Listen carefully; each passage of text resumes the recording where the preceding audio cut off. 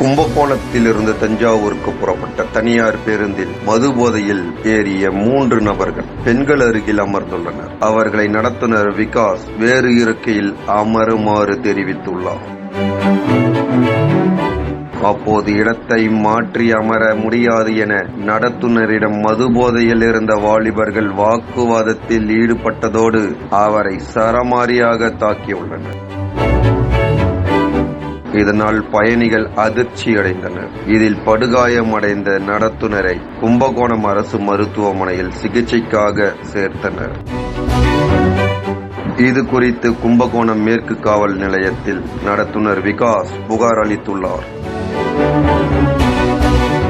அதன் பேரில் பேருந்தில் உள்ள சிசிடிவி காட்சிகள் அடிப்படையில் நடத்துனரை தாக்கிய போதை வாலிபர்களை காவல்துறையினர் தேடி வருகின்றனர்.